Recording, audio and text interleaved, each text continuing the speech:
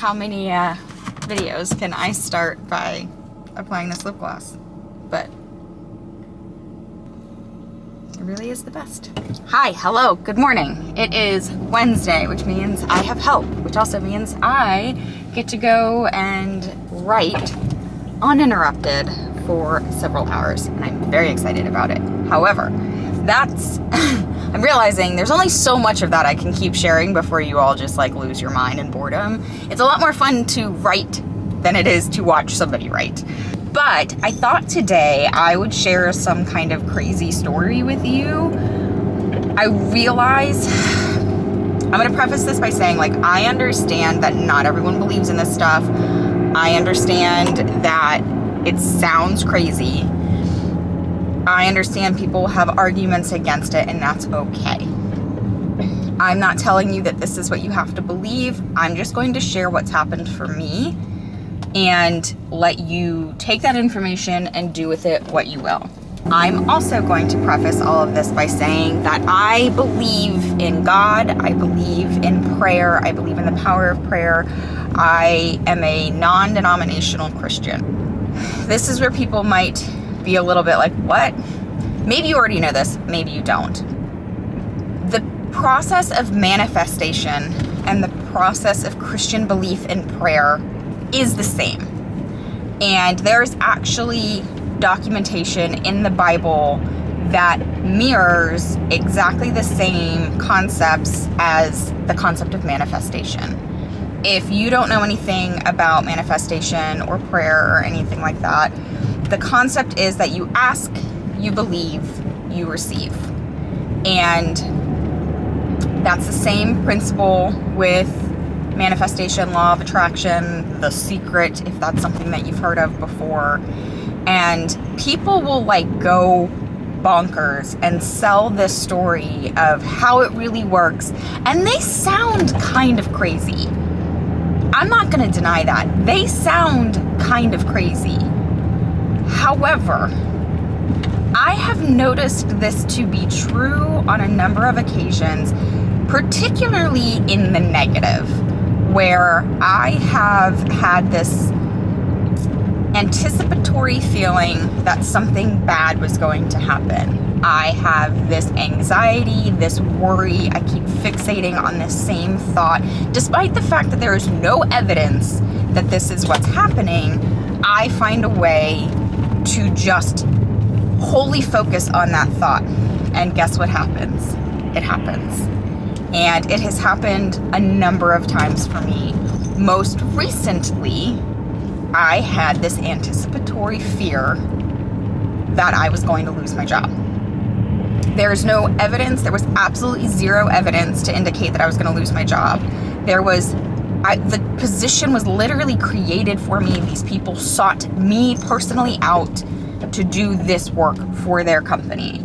I should have been totally and fully secure in that position. Simultaneously, I had kept feeling like I was meant for something more or meant for something different. And backstory, I've wanted to be an author my entire life. I started journaling when I was 10 years old, when my aunt gave me a journal.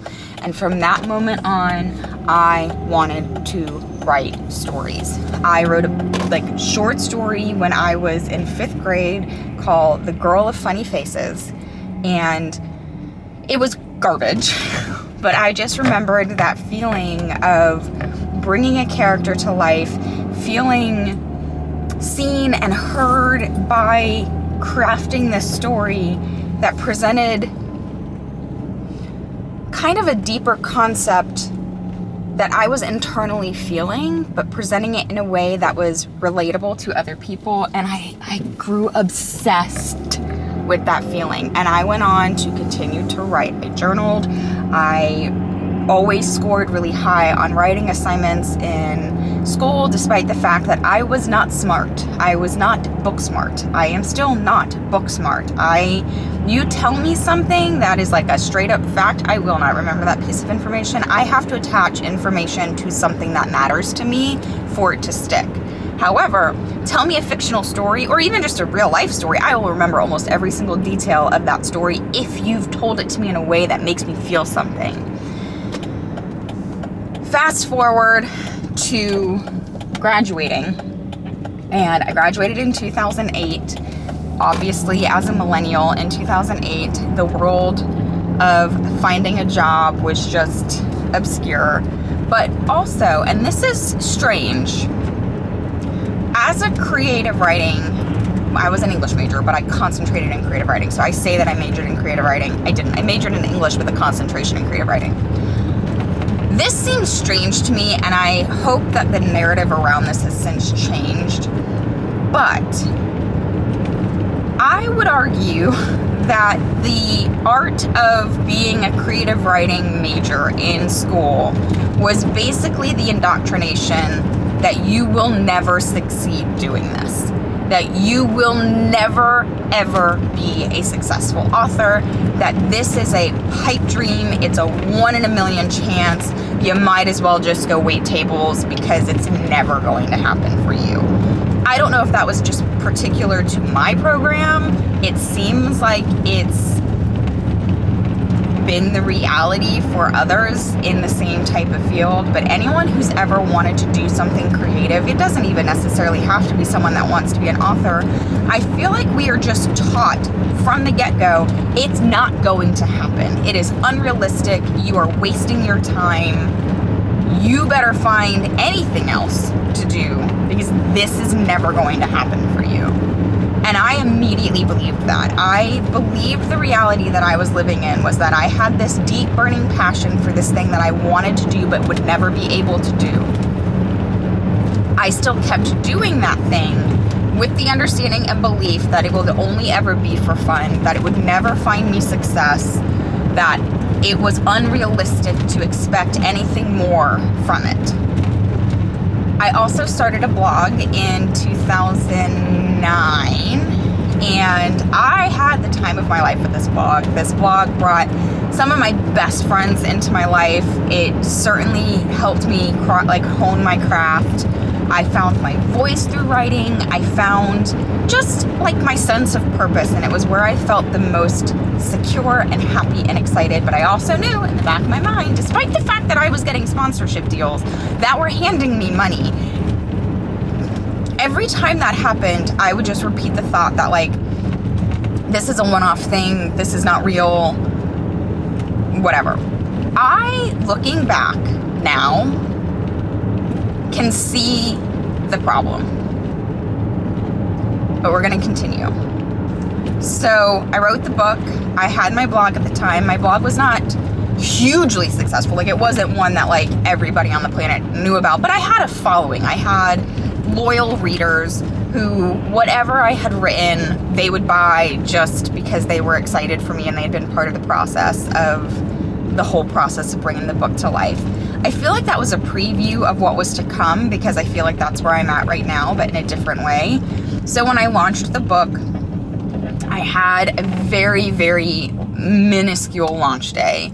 But for me, it was massive. It was huge. And I was excited for that. I let that be enough. I remember I was indoctrinated with this thought that I will never find success doing this. So that success in my mind checked that box, job done, right? I have always known, as clear can be, that if I were allowed or able to do anything, anytime anybody asks me oh, well, what would you do if you could do anything? If I could do anything, I would write books for a living. I've always said that. However, it was always with a semicolon of, however, I would be happy doing XYZ. And chances were I was doing XYZ because XYZ brought in the money. Fast forward again, I am having this anticipatory feeling that something crazy is going to happen with my job, despite not having a single shred of evidence that anything was wrong. I also simultaneously just felt this nagging feeling that I was supposed to be doing something more, that I was meant for more, that I was supposed to be sharing my stories, but I could not, for the life of me, figure out what that was going to look like. I could not, and I am a very how focused person. I'm not supposed to be, you're not supposed to be, but I am a very how focused person. And if I can't see the how, I'm not going to waste my time, which ding, ding, ding, ding, ding is just a recipe for failure if you're asking me now. I just had this overwhelming sense of like, you are supposed to be doing this. And I'm like, that's great. And I want to. What am I supposed to do? I don't understand. Like, I have a family and a house, and like, I'm the breadwinner and I'm supposed to provide for my family. What does this look like? So I did what I do best, and I was journaling about it. I wrote a journal entry, and I will insert it here. Okay, editing Joey here with the journal entry that I promised I would read to you guys. So just give me a second, let me find it. Gosh, it's bright. Okay. This is on 2/28. I keep hearing, share your stories. I feel like this is from God and that he's been telling me this for years and years. Is this you, God? You just want me to do and forget the rest? I'm excited to and willing to, but definitely need your guidance. What does this look like? You guys.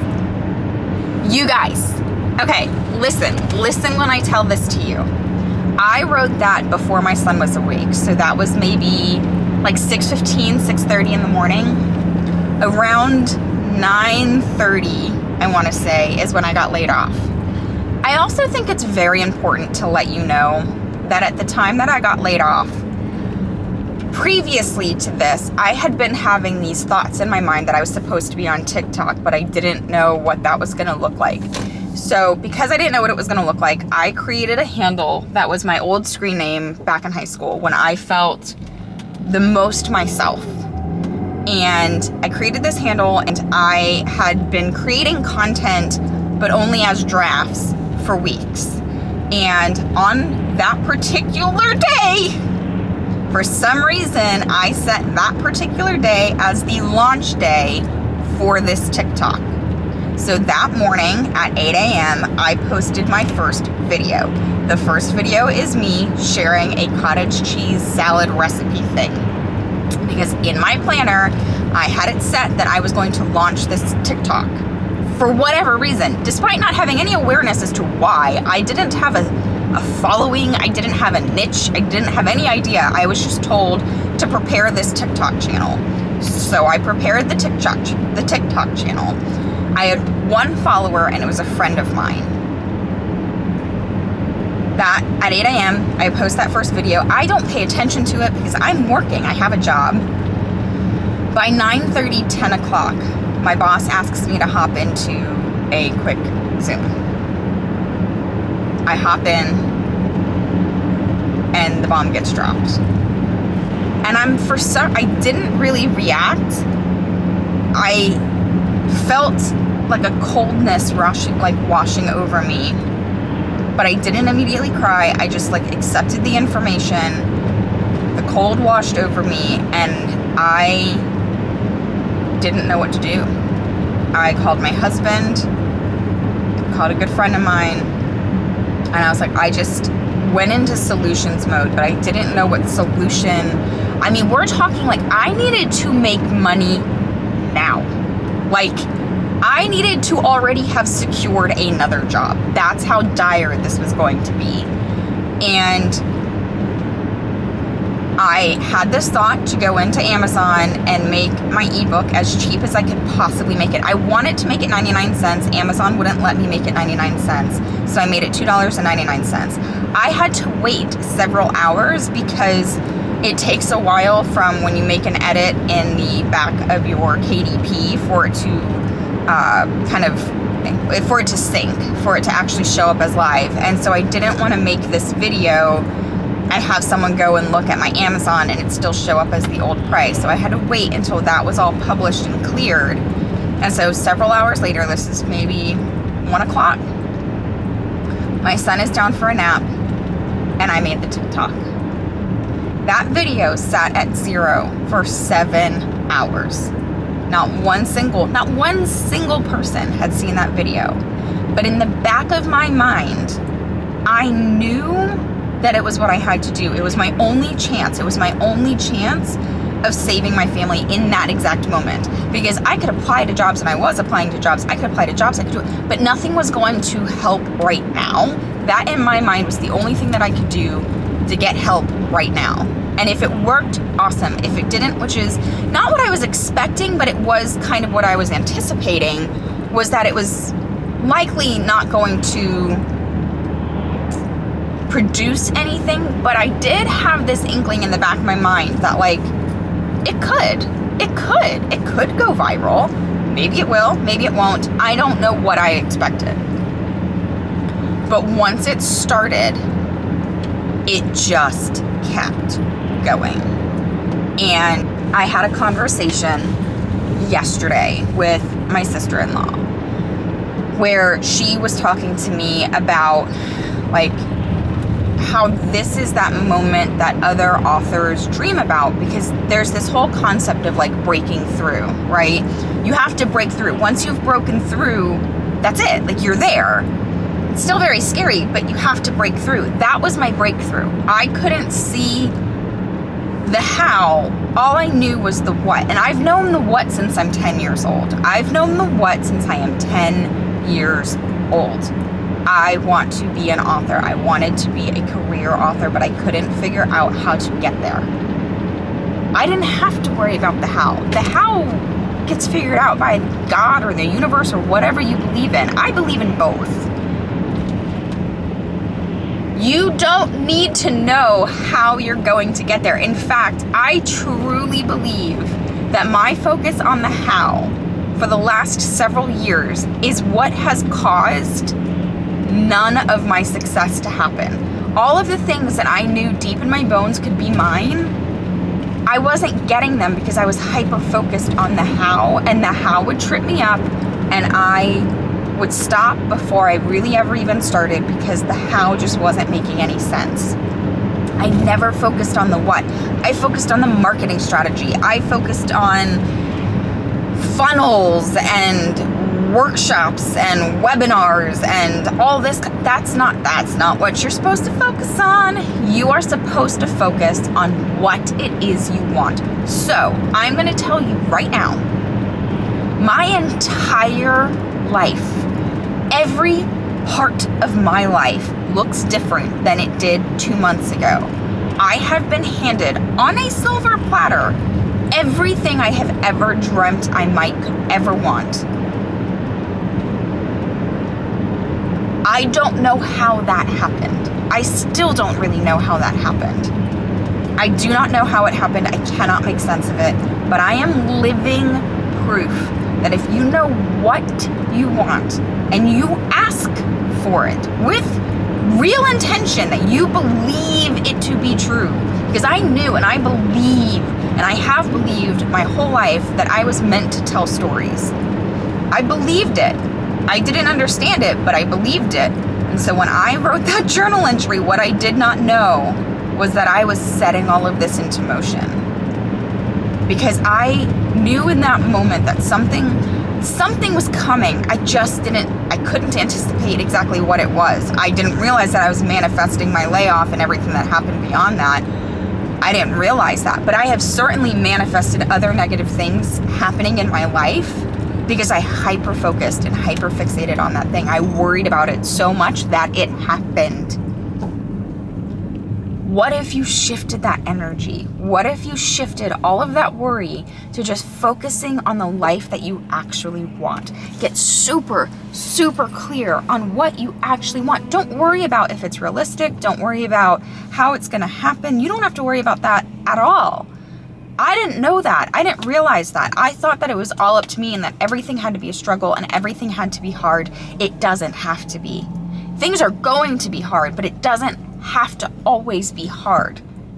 If you shift the way that you're thinking and you get super, super clear on what it is you want, you very well could make it happen. And again, I realize that all of this sounds hokey crazy. You might just click out of this video and be like, girl has lost her mind. I was once told when I was in a really dark season of life to pray like an expectant mother. And I really didn't understand what that meant. Now that I've had my son, I feel like I understand it a little bit more, because I prayed over my pregnancy every single day, because I knew the day of delivery was coming. The baby was already in fruition. He was in my belly. I felt him. I knew he was real. I knew he was coming. I knew he was coming. And so I prayed over his birth and delivery and over this child, because I knew he was real. Even before he was here, I knew he was real. And now it clicks that when you ask God for something, when you're praying for something, pray as if it already is real. It just hasn't arrived yet. Pray as if it's already real, and you will find it. It will come to you. Ask, believe, receive. I will hop in here with a few verses from the Bible. And I want to preface this with saying, obviously, not everyone is going to align with the message of Christianity, with a belief in God. And I get that. That is your right. You can choose to believe whatever you want to believe. I choose to believe in God. That's my prerogative. I also understand and recognize the reality of the universe, and that is how other people believe. I believe that it is everyone's right to believe what makes them feel good and comfortable. So this is not me trying to steer you down a path. You do you, boo-boo. That is okay. You believe what you want to believe. I am not judging you. Please don't judge me. I just wanted to share this information because it is truly revolutionary, and it is life-changing, and I am living proof. Living proof! I have no idea how all of this just happened. I have no clue how all of this just happened, but I am actively living my dream life. And I felt like if I didn't share this with you, it was going to be doing a disservice to you. And so I will share some Bible verses that also align with this message. If that aligns with you, great. If it doesn't, that is okay. You can choose to take what sits and leave the rest. That is okay. Okay, back again with the Bible verses that I said would help support some of what I was saying before. The first is James 1:5. If any of you lacks wisdom, you should ask God, who gives generously to all without finding fault, and it will be given to you. All right, and then we have Luke 11:9. So I say to you, ask and it will be given to you. Seek and you will find. Knock and the door will be opened to you. Mark 9:23.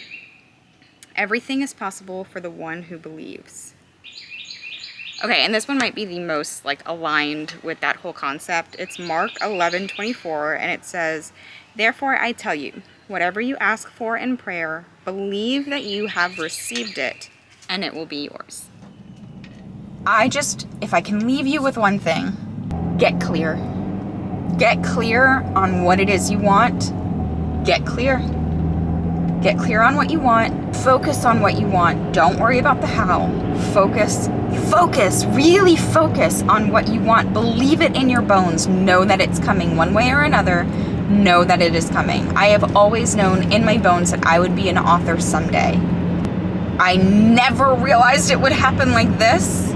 But I believe now that this is where I'm supposed to be. This is my energy. This is my path. This is the way forward. I believe I will find my people. I believe there are people out there for everyone. I believe you are one of my people. Stick around, hang out with me. I'm very weird, but I promise I'm a little bit fun too.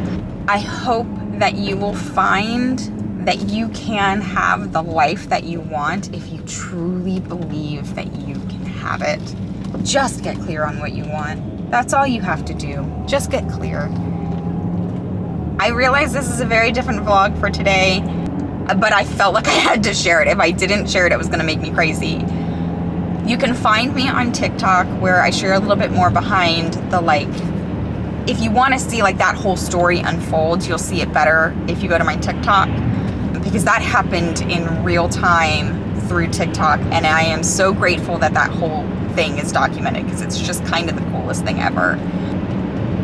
Yeah, friends, I just needed to tell you that what you want, you can have it. You can frickin' have it. Stop getting hung up on the how, just focus on the what, because it's real. It is very real. Okay, friends, I'm gonna leave you here with that thought. thank you again for being here. I hope you subscribe if you haven't already. If this video has resonated with you at all, hit that thumbs up button. Stick around, hang out with me. I can't promise that I'm gonna help you make your dream life a reality, but I can offer you some comfort and some inspiration and encouragement along the way. And I'll see you guys again very, very soon. Bye.